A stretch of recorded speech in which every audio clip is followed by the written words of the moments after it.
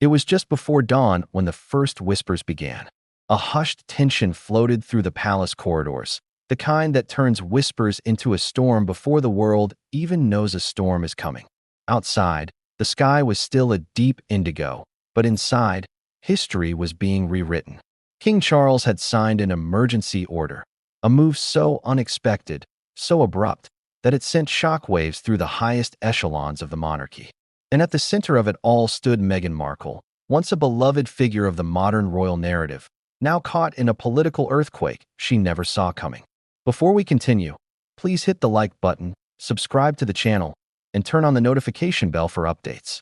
Imagine waking up one morning to find your role, your power, your very title stripped away, transferred to someone you might not even have considered a rival. That was Meghan's reality. And the recipient?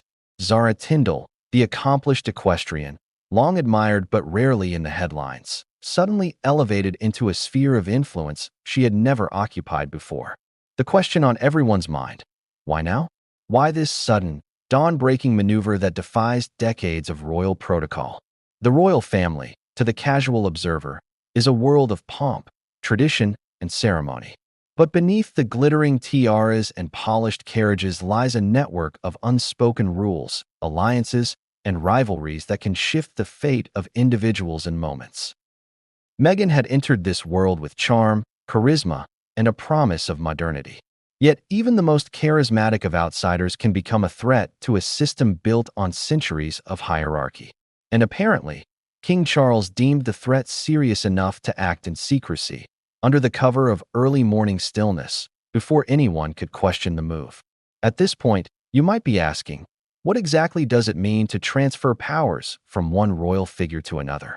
How much authority does a title truly hold? And how far-reaching are the consequences of such a decision? These are questions the palace does not answer lightly.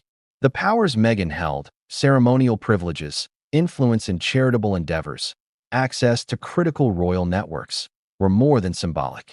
They were levers of power, subtle yet potent, capable of shaping narratives, influencing decisions, and even affecting public perception of the monarchy itself. And then there is Zara. Zara Tindall had, until now, led a life largely outside the intense glare of royal media scrutiny.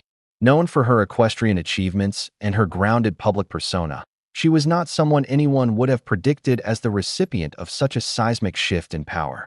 But Charles's decision hints at strategy, a calculated move that rewards loyalty, amplifies competence, and perhaps, most importantly, consolidates influence within the branches of the family he trusts most.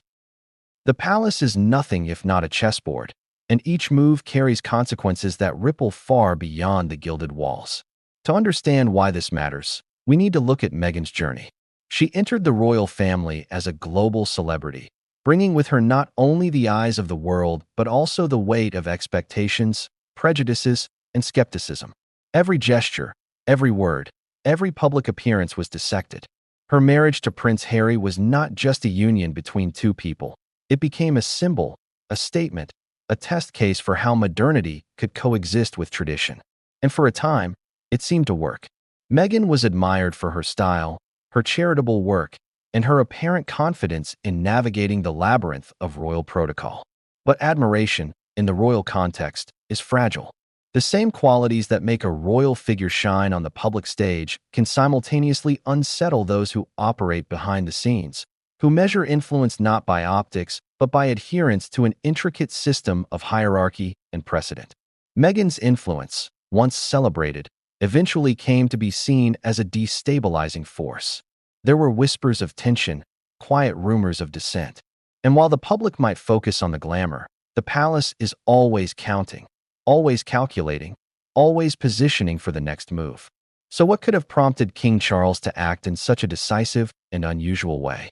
The emergency order itself, shrouded in secrecy, was more than just a formal document. It was a statement. It was a message to Meghan, to the public, and to the royal institution.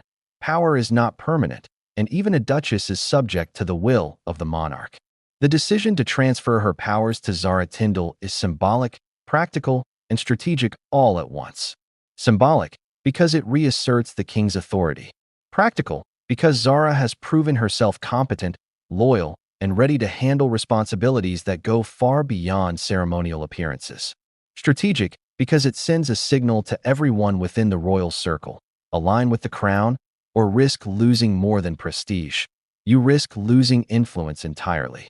Now, you might be wondering, how did Zara react when she received news of this sudden empowerment? What did Meghan do in response? How did the palace ensure that such a sensitive decision remained secret until the very moment it was enacted? These questions are not just idle speculation. They strike at the heart of a drama that is both intensely personal and profoundly institutional. Imagine the tension in those early hours, the hurried whispers, the subtle yet unmistakable shift in the balance of power. Every action, every glance, every word mattered, because the entire narrative of the monarchy could hinge on it. And the timing is equally significant. At dawn, when the world is just waking and the palace is at its quietest, a decision like this carries weight. It signals urgency, decisiveness, and a desire to control the narrative before leaks, rumors, or opposition could take root. King Charles, in making this move, displayed a level of assertiveness that few expected, especially given the delicate diplomacy required in handling both Meghan and the public. The choice of Zara as the recipient is telling. She embodies reliability, discretion, and a reputation untarnished by scandal. In the quiet of the early morning, the king was not just transferring powers. He was making a statement about trust, legacy, and the future of the monarchy itself. But what does this mean for Meghan moving forward? Losing a title and powers is more than just a professional setback. It is an emotional, psychological, and public blow. It changes the way she is perceived, both within the royal family and by millions of observers worldwide. Titles are more than names. They are the embodiment of influence, access, and responsibility. And with Zara now in possession of what Meghan once held, a new chapter begins. One that will test loyalties, ambitions, and the very fabric of royal tradition. As we explore this story in depth, you will see the layers of intrigue, strategy, and emotion that define this pivotal moment. From the secret meetings that shaped the decision, to the subtle maneuverings of palace advisors, to the reactions of the global audience watching in awe and disbelief, this is a drama unlike any other.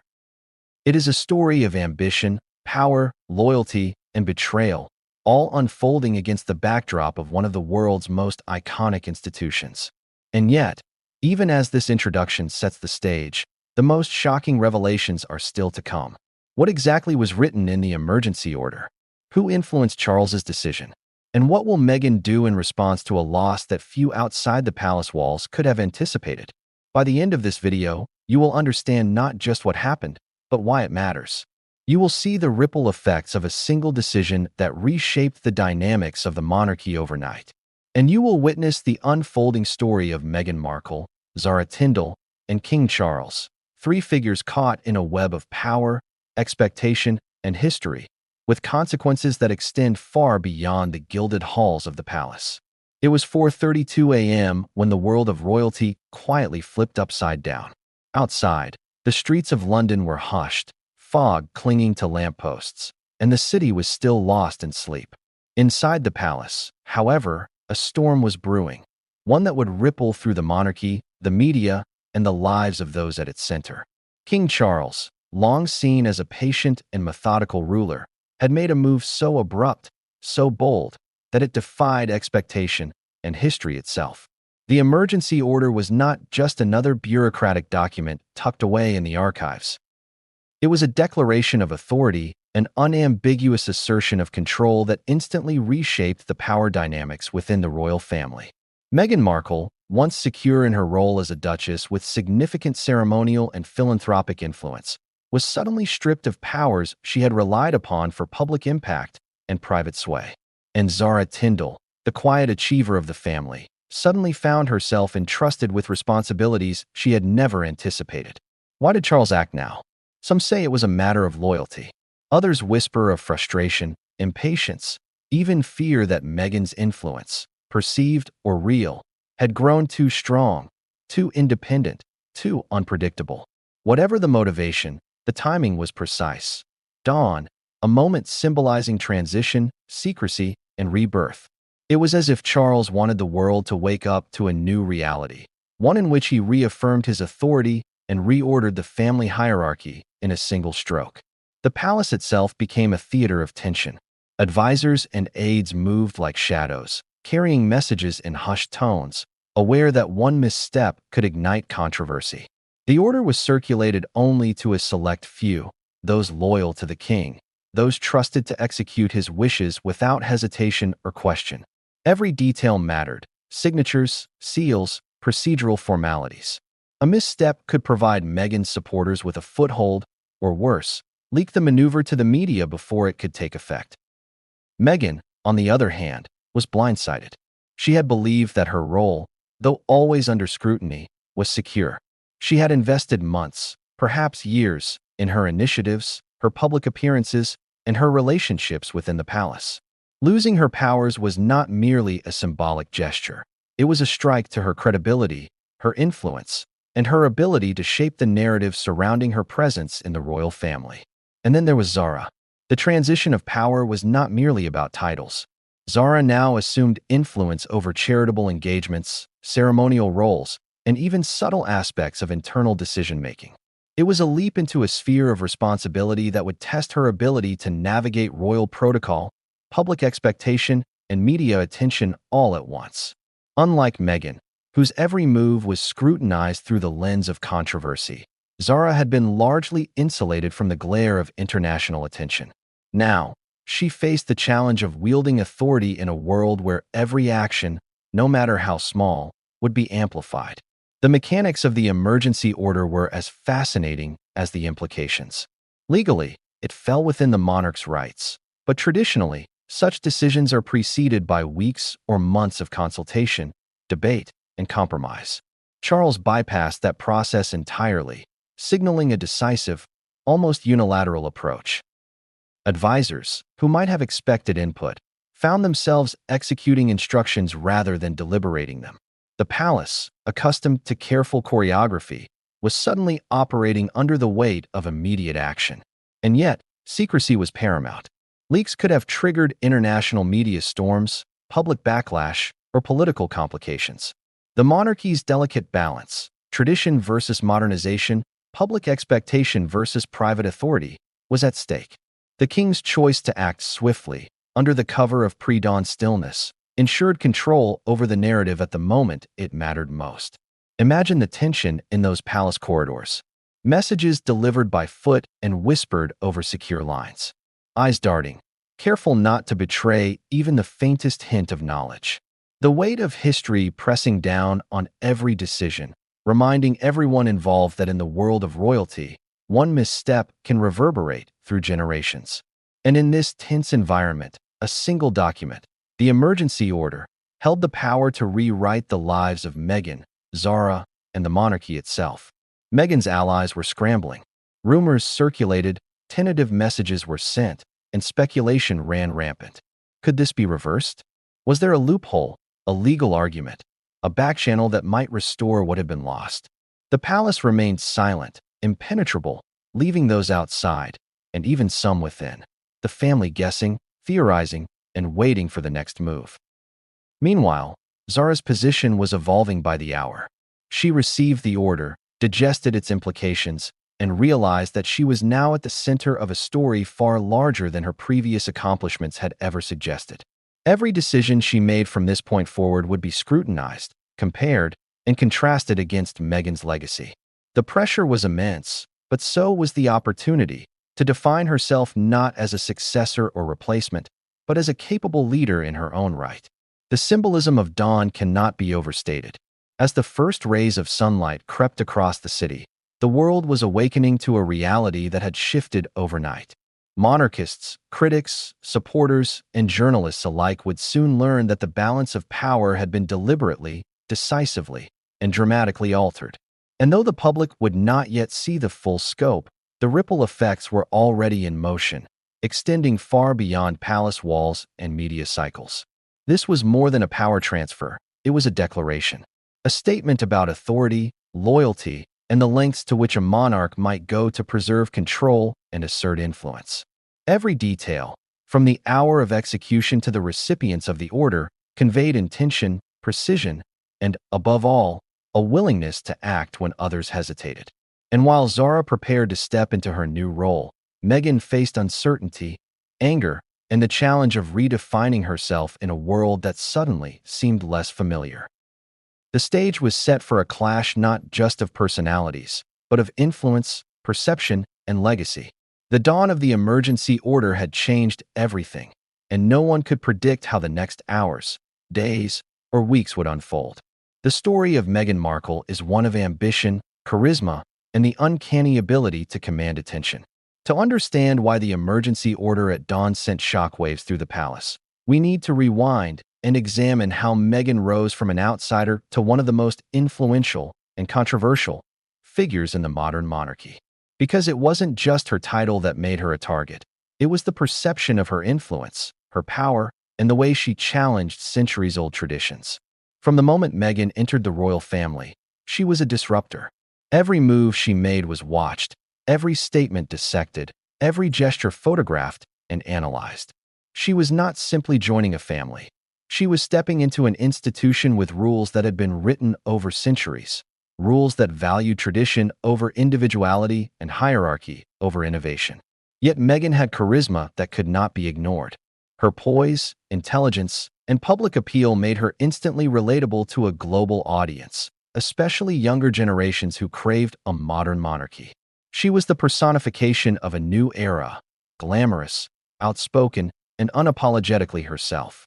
But with admiration comes scrutiny, and scrutiny in the royal family can quickly turn into hostility. Meghan's rise threatened more than just the perception of her husband, Prince Harry. It threatened the established order. She was not content with ceremonial appearances. She had ideas, opinions, and causes she wanted to champion. Her influence extended into charitable work, media strategy, and public perception, areas where the monarchy traditionally maintained tight control. To many within the palace, this was alarming. Influence that is independent, visible, and powerful is influence that can challenge tradition, unsettle allies, and disrupt carefully managed narratives. The tension between Meghan and the traditionalists within the royal family became more pronounced with each passing month. There were disagreements about media strategy, public appearances, and even wardrobe choices. On the surface, these may have seemed minor, but they revealed a deeper pattern. Meghan's desire to shape her own narrative and the monarchy's reluctance to allow deviation from precedent. In a system built on hierarchy and unspoken rules, autonomy is often perceived as insubordination. Meghan's rise, in this sense, was not just a personal journey. It was a challenge to centuries of carefully structured power dynamics. Her global popularity only amplified the perceived threat. Meghan was not just a duchess. She was a brand, a symbol, and a figure whose approval could influence public opinion worldwide. Every charitable initiative she launched received media attention, every speech was scrutinized, and every move she made carried the potential to redefine the monarchy's image. To palace insiders, this visibility was a double-edged sword. While it could modernize and expand the monarchy's appeal, it could also overshadow other members of the family, disrupt protocol, and challenge the careful choreography that had maintained stability for generations. And then there was Prince Harry. Loyal, devoted, and deeply protective of his wife, he became a conduit for Meghan's influence within the family. Their partnership was strong, but it further complicated the internal dynamics of the palace. Together, they were perceived by some as a unified force, independent in decision-making, with the potential to challenge traditional hierarchies. This perception alone was enough to create tension, especially among those whose authority had historically gone unchallenged. Meghan's approach to public life was unprecedented.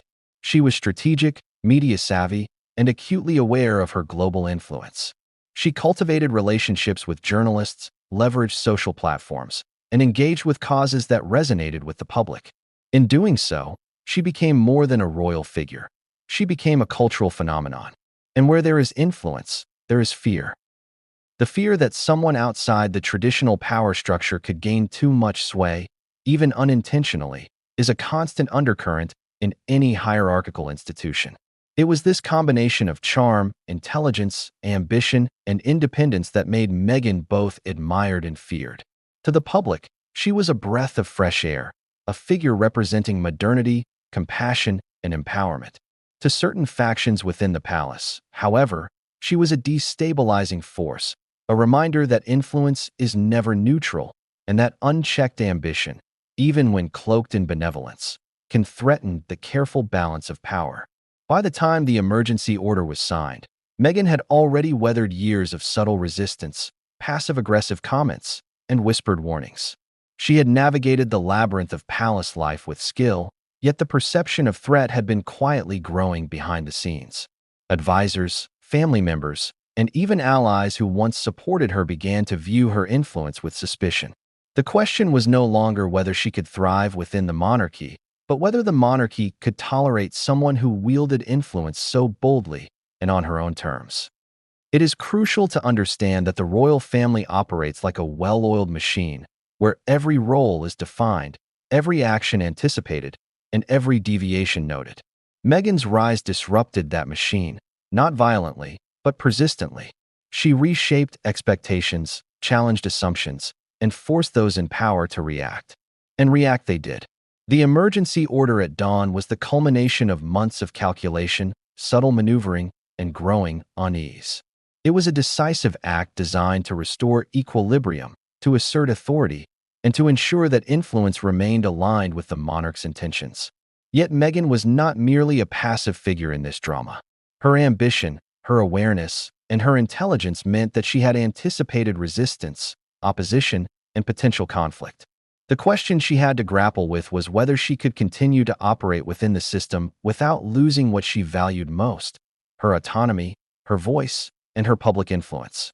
The dawn of the emergency order was a test not only of the monarchy's authority, but of Meghan's resilience, strategy, and capacity to navigate a world that had suddenly shifted beneath her feet. And so, as the first light touched the palace and the order took effect, Meghan faced a stark reality. Her role, her powers, her influence had been reallocated to someone else. Zara Tindall, a member of the family known for quiet competence rather than public spectacle, was now in possession of what Meghan had once wielded. The implications were immense. It was not merely a loss of title, it was a loss of leverage, visibility, and strategic advantage. The stage was set for a confrontation, a recalibration, and a struggle over influence that would ripple through the family, the media, and the world at large. The rise of Meghan Markle had been meteoric, inspiring, and at times controversial. But the very qualities that fueled her ascent, independence, visibility, influence, also made her a target. The emergency order at dawn was more than a bureaucratic action. It was a signal that influence, no matter how earned or admired, is never guaranteed, and that in the world of royalty, power is always contingent on alignment with the crown. What came next would force Meghan to confront not only the loss of authority, but the realization that the monarchy's machinery was far more formidable than any individual, even one as capable and charismatic as she. Her next steps, her strategies, and her reactions would define the next chapter of this unprecedented drama. At first glance, Zara Tindall seemed an unlikely figure to suddenly inherit the powers and influence once held by Meghan Markle. She had lived a life largely outside the glare of international headlines, earning recognition for her equestrian achievements rather than her role in royal diplomacy or media strategy. Yet, in the early hours of that fateful dawn, Zara's life shifted irrevocably. Overnight, she moved from quiet competence to the center of a story that would captivate the world. The news of the emergency order reached Zara through channels designed for discretion. There were no tabloids, no flashing notifications, no viral headlines, just a carefully managed communication, an official document, and a reality she had to confront immediately. Imagine receiving a message that not only altered your responsibilities, but also thrust you into a spotlight you had never anticipated. The weight of that moment was immense, but Zara, known for her poise and grounded nature, understood the gravity and potential of what had been entrusted to her. Zara's background had prepared her in ways the palace likely anticipated but did not explicitly plan for. An accomplished equestrian, she had spent years competing at the highest levels, mastering focus, discipline, and mental resilience. These traits, often underestimated in the corridors of power, would become critical in her new role. Zara's ability to handle pressure, think strategically under scrutiny, and maintain composure in public situations positioned her perfectly to navigate the complexities of sudden royal authority. She might not have been the most visible member of the family, but she had quietly built the skills that now mattered most. The transfer of powers was not just ceremonial. It included influence over certain charitable initiatives, the ability to participate in key decision-making processes, and, crucially, access to internal networks that were once Meghan's domain. These powers were subtle yet potent.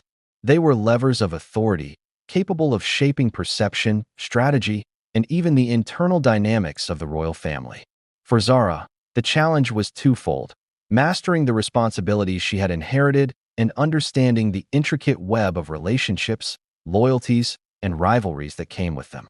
Zara's immediate reaction was one of cautious optimism. She recognized both the opportunity and the responsibility that had been placed upon her. Unlike Meghan, whose rise had been highly visible and heavily scrutinized, Zara's ascent was quiet, calculated, and, importantly, endorsed by the monarch himself. The implicit message was clear.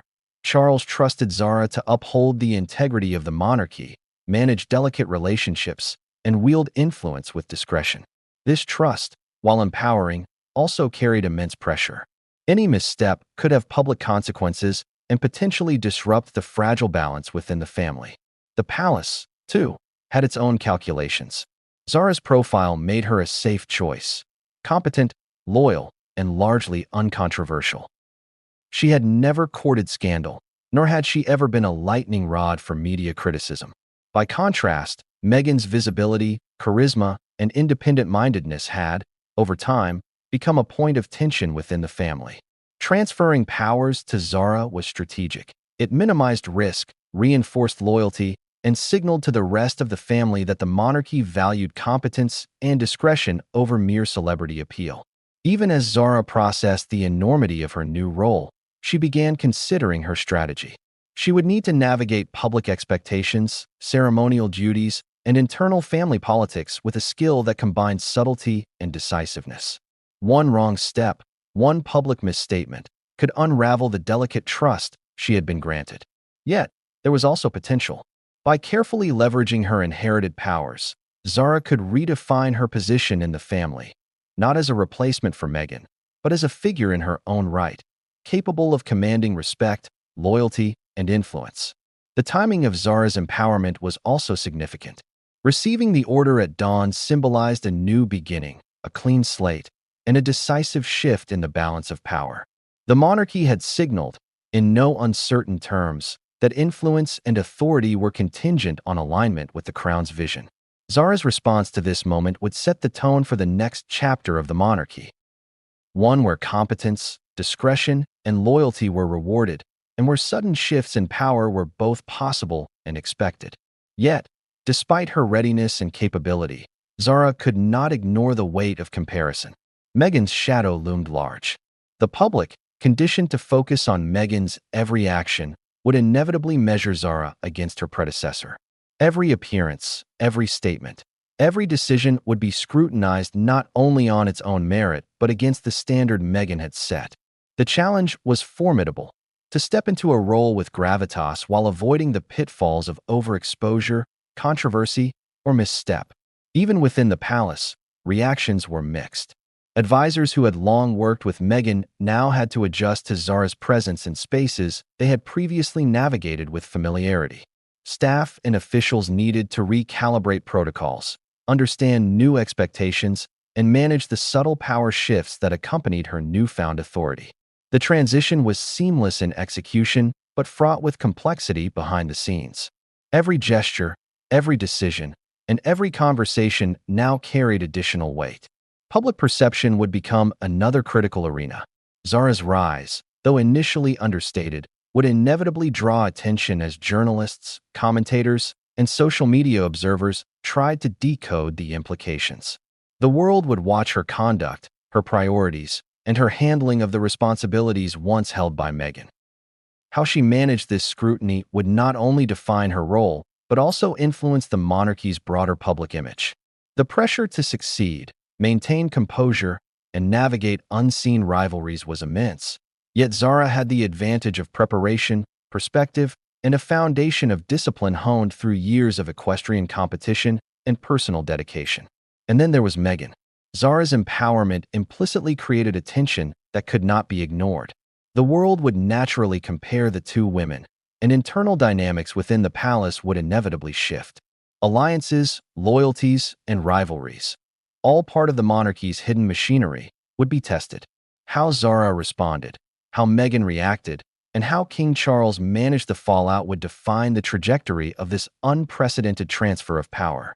Zara had stepped into a world she had observed from a distance, a world of power, influence, and scrutiny. The emergency order at dawn had changed everything for her, offering both opportunity and responsibility in equal measure. But the story was far from over. The palace, the public, and the media were all poised to watch her every move, ready to celebrate, criticize, or analyze. Every decision she made would ripple outward, affecting perception, policy, and the balance of authority within the family. And as Zara contemplated the magnitude of what had just occurred, one question lingered. How would she wield this power without repeating the missteps or facing the scrutiny that had once accompanied Meghan? The path ahead was uncharted, full of challenges, opportunities, and unseen consequences. And even for someone as disciplined and poised as Zara, the journey had only just begun. The palace is often portrayed as a world of glittering events, grand ceremonies, and public pageantry, but the true heart of its power lies behind closed doors.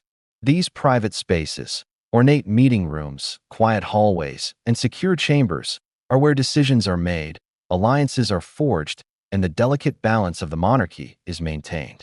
It is here, in hushed voices and whispered counsel, that the emergency order transferring Meghan Markle's powers to Zara Tindall was conceived, debated, and ultimately executed.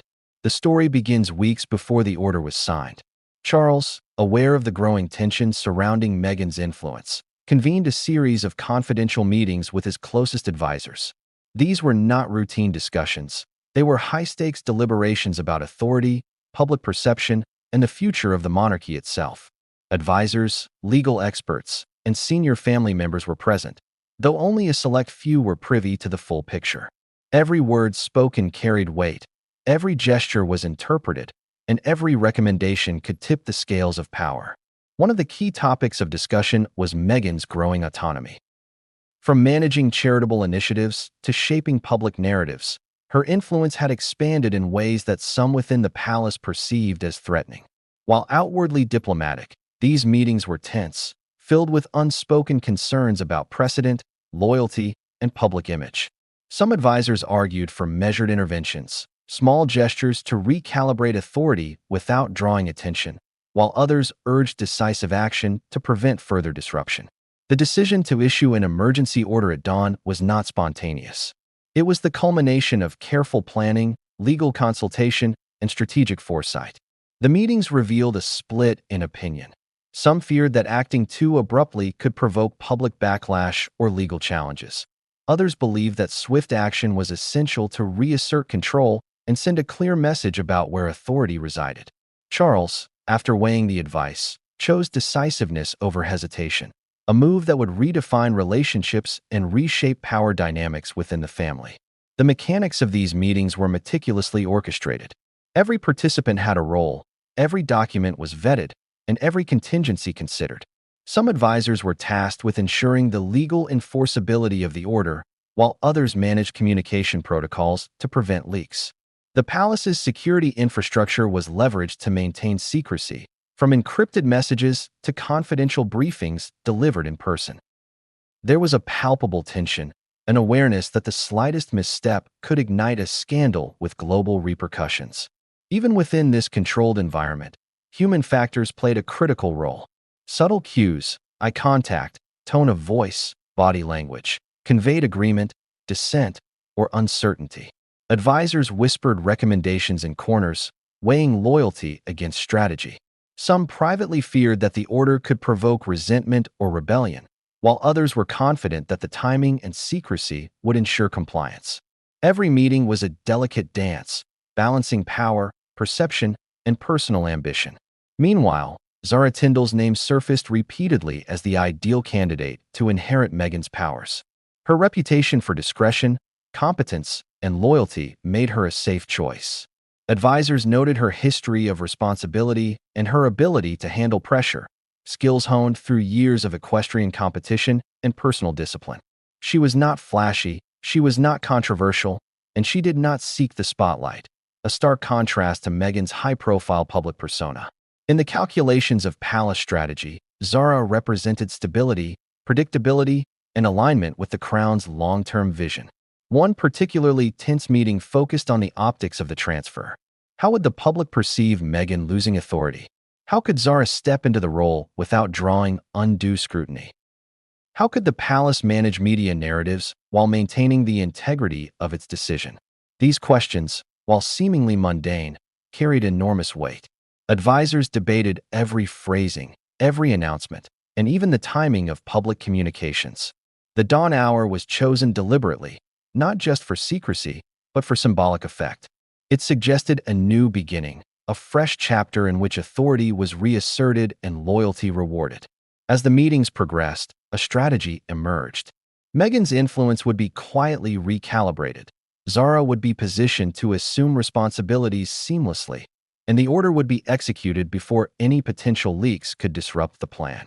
Even small details, like which aides would deliver the news to Zara and how Meghan's supporters would be managed, were considered with precision. The goal was clear: a smooth transition that minimized conflict, maintained loyalty, and reinforced the king's authority. Yet, despite careful planning, tension remained high. Some advisors worried about leaks, while others speculated on Meghan's potential response. Would she comply silently? Would she push back publicly? Could she find legal or social avenues to challenge the decision? These uncertainties added layers of complexity to the already delicate operation, and each meeting reinforced the need for discretion, foresight, and strategic execution. The final meeting before the order was signed was unlike any other. Charles, advisors, and legal counsel gathered in a secure chamber, documents in hand, the weight of centuries of monarchy pressing down on every participant. There was no room for error, no tolerance for miscommunication.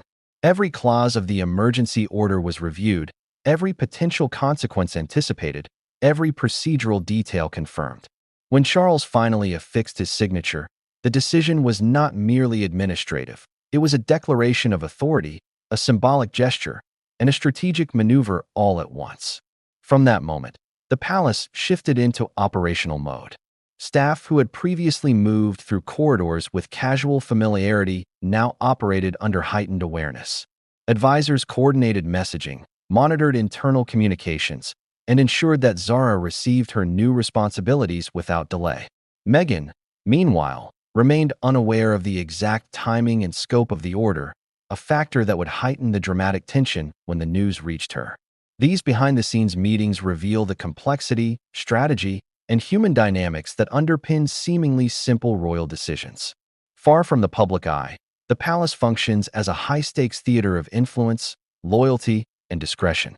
The emergency order was not an impulsive act. It was the product of meticulous planning, intense discussion, and the careful orchestration of personalities and protocols. Every decision, every movement, every whispered recommendation contributed to the unfolding drama. But even in this controlled environment, one question lingered. How would Meghan respond once she learned of the transfer? And how would Zara manage the sudden influx of responsibility? The answer would not be immediate, but the seeds of tension had already been planted.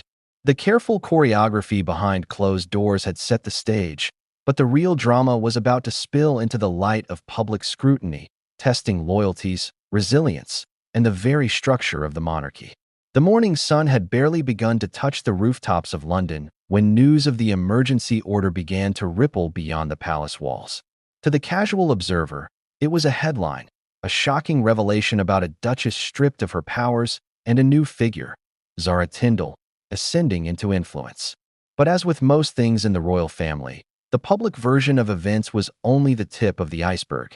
Behind the headlines lay layers of tension, strategy, and emotion that the world could not yet see. In the hours following the order, social media erupted. Twitter timelines flooded with speculation, outrage, and disbelief. Some lauded King Charles for decisively reasserting authority, while others criticized what they called an unprecedented power grab. Hashtags trended, commentators debated, and memes proliferated, each contributing to the growing narrative of a monarchy in turmoil. Public perception, as always, became a battlefield, with every observer claiming insight into a world they could never truly access. Traditional media was equally caught in the storm. Tabloids and broadsheets scrambled to analyze the legal and symbolic significance of the emergency order. Headlines ranged from the sensational to the analytical, some framing Meghan as a fallen figure, others praising Zara as a capable successor. Journalists dug into past appearances, public statements, and charitable work, drawing comparisons and creating storylines that, while compelling, often oversimplified the complex realities within the palace. Yet the palace itself maintained an eerie calm. Behind closed doors, staff and advisors continued to operate with precision, aware that every public reaction had been anticipated and every potential leak contained. The contrast between public hysteria and private control highlighted the dual realities of royalty, one visible, sensationalized, and emotional, the other quiet, strategic, and meticulously managed. Understanding these two realities is essential to grasping the full scope of the drama unfolding. For Meghan, the public reaction was both a challenge and a weapon. On one hand, she faced an outpouring of support from admirers who saw the emergency order as unfair, even cruel. Messages of solidarity flooded in, reinforcing her global influence and reminding the palace that public opinion could not be ignored. On the other hand, the intense scrutiny amplified her loss, forcing her to consider how every statement, appearance, or action would be interpreted. The public narrative was no longer solely under her control, yet it remained a potent factor in shaping her strategy. Zara, meanwhile, had to navigate the opposite challenge. Her new authority was suddenly under a microscope, evaluated not just on competence, but in comparison to Meghan. Every engagement, speech, and public interaction would be dissected for evidence of capability or failure. The stakes were unprecedented. Success would reinforce Charles's decision and consolidate her influence, while missteps could provide fodder for critics, destabilize internal support, and create questions about the wisdom of transferring powers so abruptly. Within the palace, the private reality was equally complex. Advisors worked tirelessly to manage internal morale, ensure clarity of roles, and prevent leaks. Staff who had previously been accustomed to routine now found themselves part of a high-stakes transition, balancing the need for discretion with the operational demands of a sudden power shift. Internal communications emphasized loyalty, precision, and the importance of maintaining a cohesive narrative that aligned with the king's objectives. Tensions between public perception and private reality created a constant friction. The monarchy's image had to be carefully curated while realignment of power occurred behind the scenes. This meant that every public appearance, every press statement, and every ceremonial act was now strategically orchestrated to reflect stability, competence, and continuity, even if the internal dynamics told a different story. The palace's ability to manage both realities simultaneously was tested as never before. One particularly critical aspect was the global reaction. Meghan's international following meant that news traveled far beyond the United Kingdom, amplifying scrutiny and complicating the palace's messaging. Journalists in the United States, Europe, and beyond dissected every detail, drawing on past controversies, familial relationships, and public appearances to craft narratives that would resonate with audiences thousands of miles away.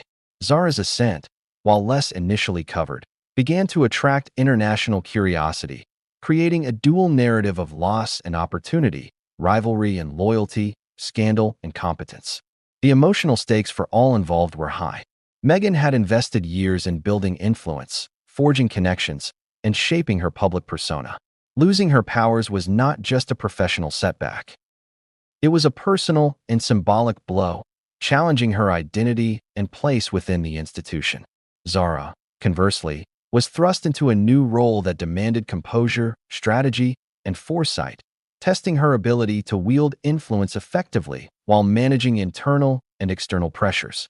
The contrast between Meghan's loss and Zara's gain highlighted the human dimension of this story: ambition, loyalty, and the unpredictable dynamics of power.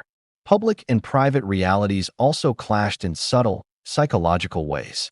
Advisors who had long worked with Meghan now faced the challenge of shifting allegiance and providing guidance to Zara. Meghan herself had to navigate a world where her former authority could no longer be exercised directly, forcing her to consider indirect methods of influence and strategies for reclaiming relevance.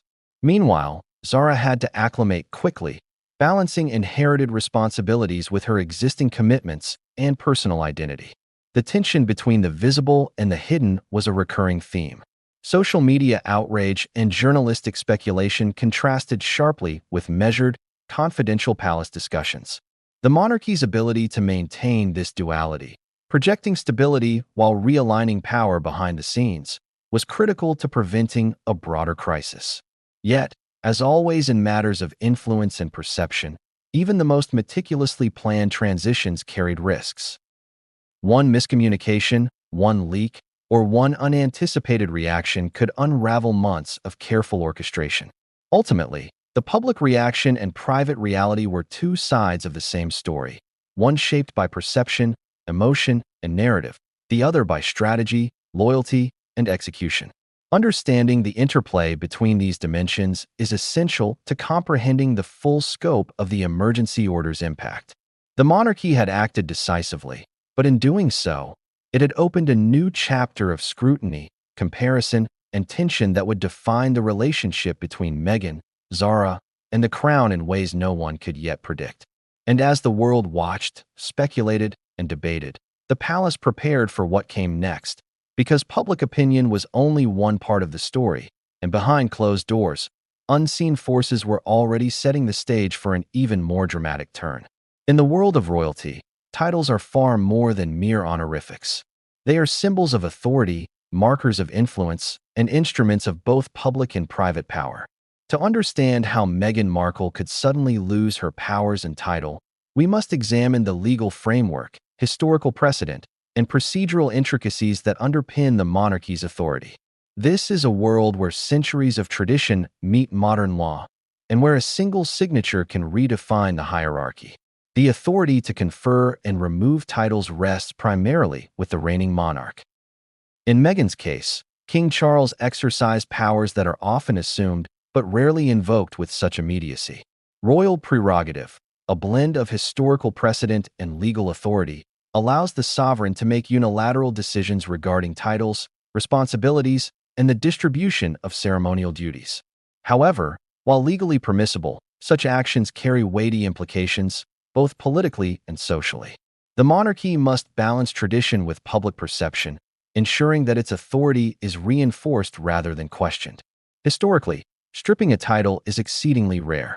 It has been done only in circumstances where loyalty, behavior, or political considerations were deemed to conflict with the interests of the crown. Monarchs have occasionally revoked dukedoms, baronies, and other honors in response to scandal, rebellion, or perceived threats to the institution.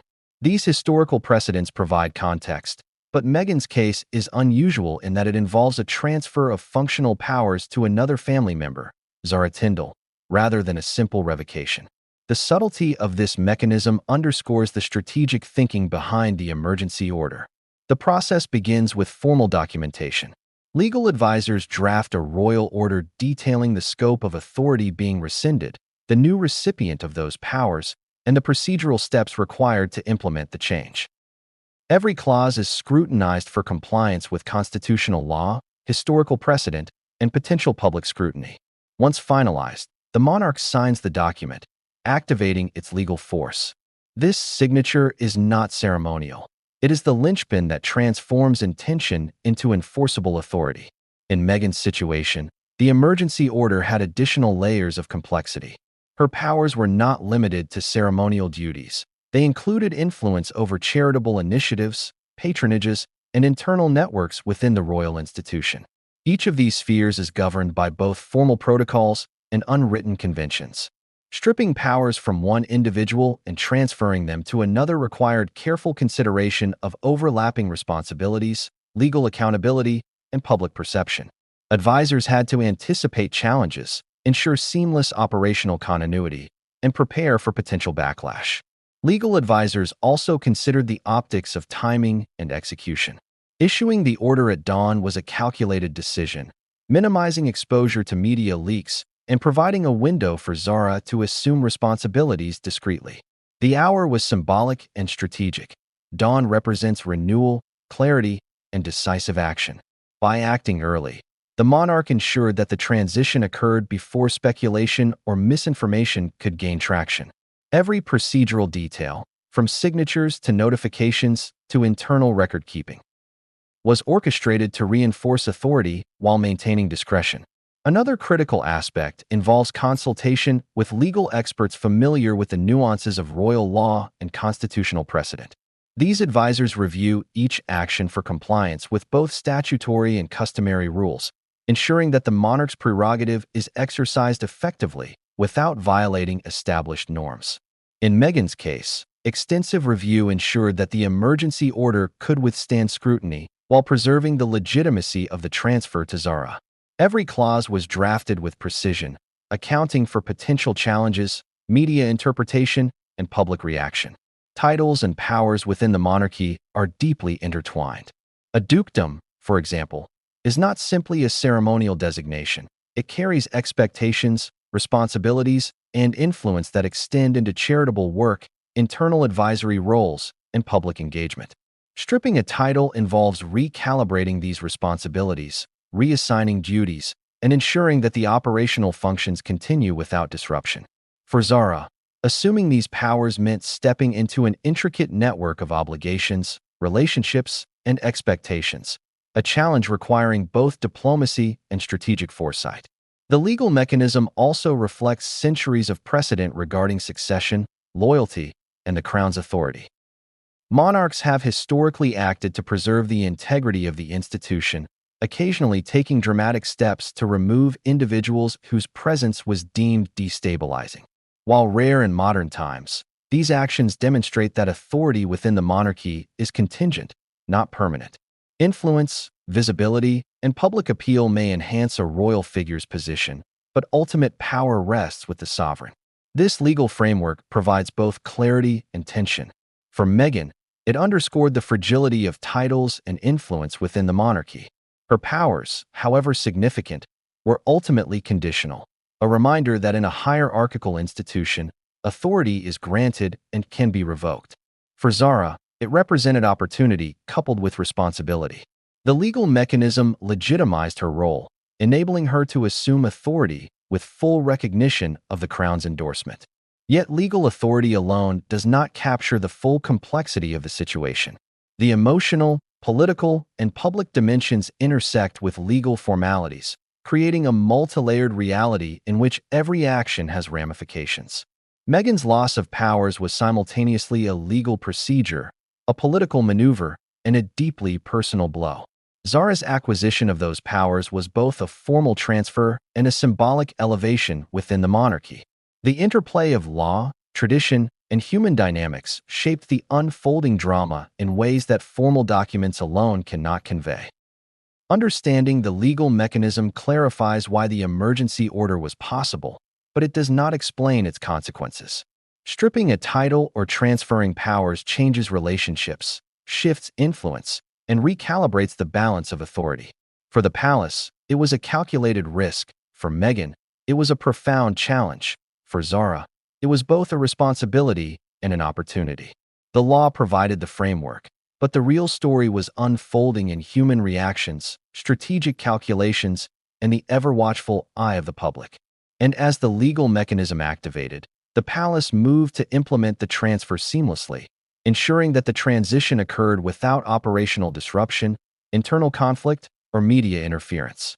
Yet, even with meticulous planning, one question loomed: how would Meghan respond to a legal and symbolic loss she had not anticipated? The moment news of the emergency order broke, the world erupted into a frenzy.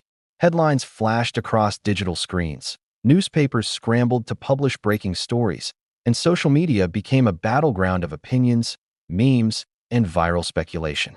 What had been a private palace decision was suddenly transformed into a global spectacle, and the media's reaction would amplify, distort, and shape the narrative in ways that the royal family could neither fully control nor ignore.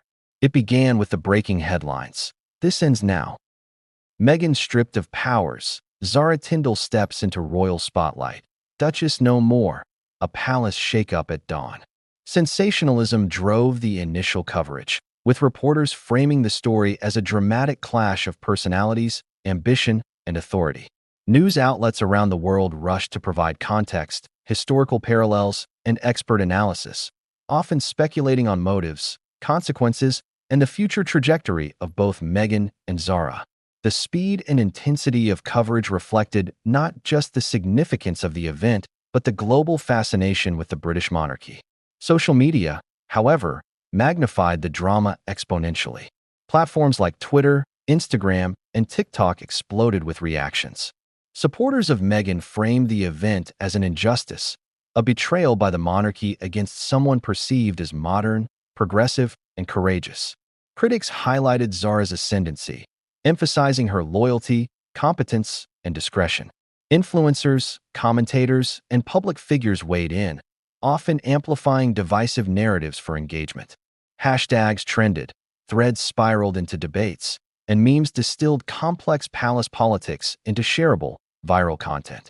The story became not just news, but a cultural moment.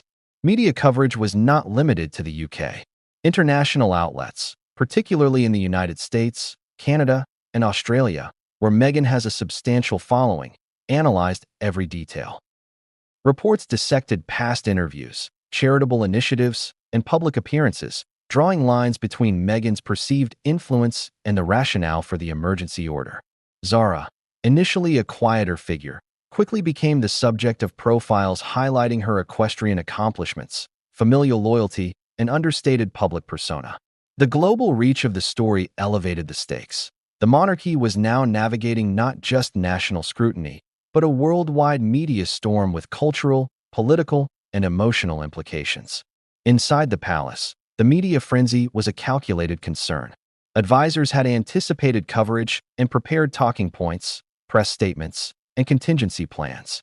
Yet even meticulous planning could not fully mitigate the unpredictability of global social media reactions. Leaks, misinterpretations, and viral speculation threatened to shape the public narrative before the palace could respond. Every move, every press release, every public appearance by Zara was now under heightened scrutiny. The stakes had moved from internal dynamics to the court of public opinion, where perception often carries more power than formal authority. The media storm also exposed the personal dimension of the crisis. Meghan's supporters framed her as a modern heroine, emphasizing the loss of autonomy and the emotional impact of being stripped of her powers. Editorials highlighted perceived injustices, drawing attention to the contrast between her charisma and Zara's quieter profile. Meanwhile, commentators dissected body language, facial expressions, and interviews, interpreting them as evidence of confidence, insecurity, or defiance. The relentless scrutiny created pressure on both Meghan and Zara, forcing them to navigate the twin challenges of public perception and internal palace expectations. Zara's media strategy was delicate. Unlike Meghan, who had built her influence through visibility and public engagement, Zara had to step into her new role cautiously. Every statement, appearance, and engagement was orchestrated to project competence, discretion, and alignment with the crown's objectives. Media advisors emphasized subtlety, maintain presence without overshadowing the institution, communicate effectively without courting controversy, and navigate the inevitable comparisons to Meghan. The challenge was immense. Zara's every move would be analyzed through the lens of her predecessor's influence. Public narratives quickly became polarized. Some lauded the monarchy for decisive action, emphasizing tradition, loyalty, and authority. Others criticized what they saw as a power grab, framing Meghan as a victim of systemic bias, jealousy, or institutional resistance to change. These competing narratives reflected broader societal conversations about gender, influence, and institutional authority. The story became more than a palace drama. It became a lens through which the public examined issues of fairness, modernity, and power dynamics. International media coverage added another layer of complexity. News outlets in the United States, where Meghan's fame is immense, framed the story in the context of celebrity influence and public engagement. Analysts speculated on potential interviews, memoirs, or media projects that Meghan might pursue in response. Zara's rise, by contrast, was presented as a strategic, measured decision by the monarchy, a move to ensure stability and continuity. The contrast in coverage highlighted not just differences in perception, but differences in cultural framing, with audiences interpreting the event through lenses shaped by national media practices and public sentiment. Despite the frenzy, the palace maintained disciplined control over internal operations. Staff managed communications, monitored leaks, and prepared for public engagements, ensuring that the narrative remained coherent even amidst global speculation. Every step, from Zara's public appearances to internal briefings, was designed to reinforce stability, competence, and continuity. Yet, even the most disciplined strategy could not fully counter the emotional, viral, and unpredictable dynamics of modern media. The media storm also had personal implications. Meghan faced intense scrutiny, her every reaction, public or private, subject to analysis.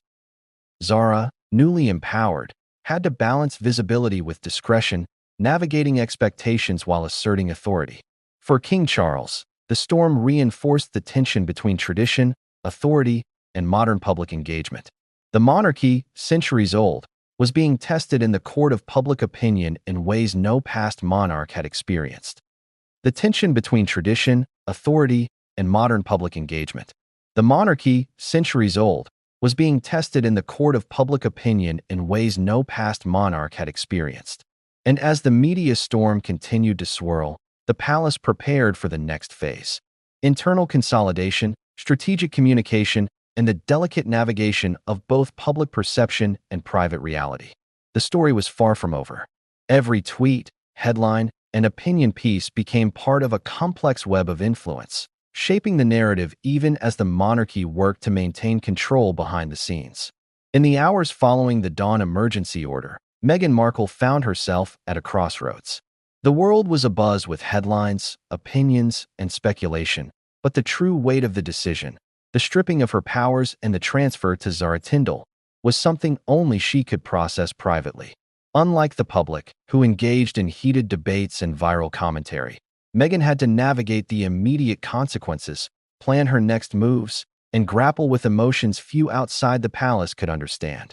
Her first reaction was a mixture of shock and disbelief. Titles and powers, while symbolic, carried influence over charitable initiatives, patronages, and internal relationships within the monarchy. Losing them was not merely a procedural matter. It was a personal and professional blow. Meghan had invested years in building her role, shaping her public image, and establishing networks of influence. Overnight, all of that had been recalibrated, leaving her in uncharted territory. Yet, Meghan is no stranger to public scrutiny or adversity. Throughout her time in the monarchy, she had faced relentless media attention, criticism, and challenges from within the institution. These experiences had honed her resilience, strategic thinking, and ability to anticipate opposition. The emergency order, while jarring, was approached not as a defeat, but as a strategic puzzle. How could she reclaim influence, protect her reputation, and continue to advance her initiatives without direct authority? The palace, true to protocol, offered no immediate discussion or negotiation. Meghan was informed of the order formally, with little room for immediate response. This silence, deliberate and calculated, forced her to consider her position carefully. Acting impulsively could risk public missteps or legal complications. Remaining passive, however, could allow the narrative to spiral without her input. The delicate balance between reaction and restraint became the first challenge she faced. Privately, Meghan began evaluating her options. Legal recourse, while available, was fraught with complexity. Royal prerogative grants the monarch broad authority over titles, responsibilities, and ceremonial powers. Challenging such an order would require navigating constitutional conventions, historical precedent, and potential political fallout. Even if legally feasible, the move could be perceived as confrontational, risking damage to her public image and her relationship with the monarchy. Every potential strategy had to be weighed against both immediate consequences and long-term implications. In parallel, Meghan considered indirect avenues of influence. While the emergency order stripped formal powers, it did not eliminate her capacity to shape narratives, inspire public engagement, or maintain connections with supporters and charitable organizations. Social media, speaking engagements, and global advocacy provided platforms for influence outside the strict confines of palace authority. These channels required careful calibration. Every post, statement, or appearance had to reinforce her reputation, advance her initiatives, and avoid provocation that could be used against her. The psychological dimension was equally critical. Meghan had to manage the emotional impact of sudden loss, maintain composure, and project strength both privately and publicly. Royal life demands a constant balancing act between vulnerability and poise, particularly under scrutiny. Emotional resilience became as important as strategic planning. Any hint of instability could be magnified, misinterpreted, and weaponized by critics or the media. Meghan's inner circle played a pivotal role during this period. Trusted advisors, confidants, and allies provided counsel, perspective, and support. They helped her assess the situation, explore options, and anticipate potential moves by the monarchy, the media, and public figures. These private discussions were strategic, combining legal insight, media analysis, and psychological support. Every choice was carefully evaluated to ensure that it aligned with her goals, safeguarded her reputation, and positioned her for future opportunities. Despite the storm outside, Meghan maintained a public silence.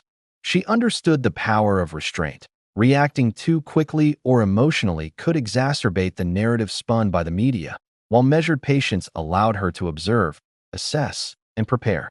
Silence became a tool of influence, creating anticipation, speculation, and curiosity. Every unanswered question, every unspoken response, magnified her presence in the public imagination. In a world dominated by reaction, strategic silence was a weapon. The contrast between Meghan's private strategizing and public silence highlights the dual realities she faced. Outwardly, she appeared calm, composed, and restrained, navigating a world of scrutiny with measured appearances. Inwardly, she was calculating, reflecting, and preparing, aware that the emergency order was not just a loss but an inflection point, an opportunity to redefine influence, assert autonomy, and engage with the monarchy on her terms. Meghan also considered the narrative around Zara's ascent. While the emergency order transferred formal powers, public perception could be shaped by her actions, her communications, and the stories she chose to share. By observing, analyzing, and responding strategically, she could influence not only her own trajectory, but also the perception of Zara, the monarchy, and the broader power dynamics at play. Every decision now carried amplified significance. Every action, however subtle, became a piece of the larger chessboard. As Meghan navigated these private strategies, one truth became clear. Influence is never solely determined by titles or formal authority. Visibility, credibility, relationships, and the ability to shape narratives are equally potent. Stripped of formal powers, Meghan was forced to rely on these subtler instruments of influence, honing skills she had previously exercised more freely, but now under heightened pressure and scrutiny. And while she crafted her next moves behind the palace walls, the world remained unaware of the quiet storm of planning, anticipation, and psychological calculation unfolding. Meghan's silence was strategic, her restraint deliberate, and her next actions, when they came, would reverberate far beyond what anyone expected. With the emergency order formally in place, Zara Tindall stepped into a world she had observed from a distance but never fully inhabited. Overnight, her life shifted from relative quiet to the center of global attention. While her equestrian achievements had earned her respect within sporting circles, this new role demanded mastery of an entirely different arena: royal influence, public engagement, and the scrutiny of millions worldwide. Every decision she made now carried weight, and every appearance would be dissected for evidence of competence or misstep. Zara's initial challenge was understanding the public expectations attached to her new role. Meghan Markle had built a global persona, blending advocacy, charisma, and visibility into a formidable platform of influence. Comparisons were inevitable. Audiences and media alike would measure Zara against the standards set by her predecessor. This was not merely about fulfilling duties. It was about establishing credibility, navigating perceptions, and demonstrating that the monarchy's decision to transfer power had been both wise and justified. Her first public engagements were meticulously planned. Advisors chose events that aligned with her existing expertise, emphasizing her background in sports, charitable work, and family-oriented initiatives. These appearances were designed to project competence, warmth, and reliability, ensuring that Zara was seen not as a replacement, but as a capable and independent figure. The messaging had to balance visibility with discretion, authority with approachability. A delicate equation that would define her public persona in the early stages of her tenure. Behind the scenes, Zara received intensive briefings. Advisors walked her through the responsibilities she had inherited, charitable patronages, internal family liaison duties, and ceremonial obligations. Every detail mattered, from protocol during public engagements to the management of sensitive communications with advisors and staff. These preparations were critical. Missteps could undermine her credibility and destabilize the carefully orchestrated transfer of authority. The palace's internal machinery ensured she had support at every step, but ultimately, the responsibility rested squarely on her shoulders. Public expectations were not only about visibility, they were about narrative. Media outlets, social commentators, and social media audiences were actively constructing stories around Zara's new role. Headlines speculated on her leadership style, her ability to handle pressure, and her potential to modernize or uphold traditional values. Every interaction was scrutinized, the tone of her speeches, her choice of words, her demeanor in photographs. Zara had to master the subtle art of communication, understanding that perception often carried more weight than intent. The comparison to Meghan was unavoidable. While Meghan had been a disruptor, charismatic, and media-savvy, Zara's approach emphasized stability, loyalty, and competence. Advisors encouraged her to embrace these qualities, positioning her as a figure capable of balancing modern expectations with respect for tradition. This strategic differentiation was key. Zara did not need to replicate Meghan's style. She needed to establish her own authority while reinforcing the monarchy's continuity. Emotional intelligence became a central tool in Zara's navigation of public expectations. She had to anticipate reactions, read audiences, and respond appropriately to praise, criticism, or curiosity. Her equestrian training had honed her focus, discipline, and composure under pressure, skills that now translated into managing public perception and handling high-stakes engagements. Every smile, gesture, and statement was calibrated to convey confidence, empathy, and authenticity. Zara's first major public event was a charity gala supporting youth sports initiatives, a natural fit given her background. Cameras were everywhere, and the world was watching. Advisors provided guidance on messaging, interactions, and optics, but Zara's personal presence and poise ultimately defined the impression. Observers noted her calm authority, her warmth, and her understated confidence. The event was widely covered, with media commentary praising her approachability and professionalism. This early success reinforced the monarchy's decision and set a positive tone for her new role. Yet even as she navigated public appearances, Zara was aware of the unseen pressures. Every engagement required preparation, every decision carried symbolic weight, and every action contributed to a narrative larger than any individual. The transfer of Meghan's powers was not just administrative. It was a statement about influence, loyalty, and the monarchy's capacity to adapt. Zara's ability to manage expectations, her own, the public's, and the palace's, was being tested in real time. Social media continued to play a pivotal role. While some audiences celebrated Zara's rise, others drew comparisons to Meghan, debating style, influence, and impact. Advisors monitored these reactions, providing real-time feedback to adjust messaging and appearances. For Zara, understanding the dynamics of modern media was as critical as mastering ceremonial duties. Public perception, she realized, could amplify her authority or erode it, far more quickly than internal palace politics. Zara's first steps were also about building relationships within the monarchy. Advisors, staff, and senior family members were recalibrating their interactions, aligning with her new responsibilities while maintaining internal cohesion. Establishing credibility required diplomacy, clarity, and strategic communication. Every meeting, every conversation, and every decision reinforced her authority and demonstrated that she could handle the powers entrusted to her. The balance between tradition and modernity became a recurring theme. Zara had to respect centuries-old protocols while demonstrating relevance to contemporary audiences. This duality shaped her public image, competent yet relatable, authoritative yet empathetic. Her success in navigating these expectations would influence not only her personal trajectory, but also the monarchy's broader public perception and internal stability. And as Zara continued to step confidently into her new role, one fact became increasingly clear. Authority is not solely granted. It must be exercised, demonstrated, and continually earned. Every public appearance, private decision, and strategic move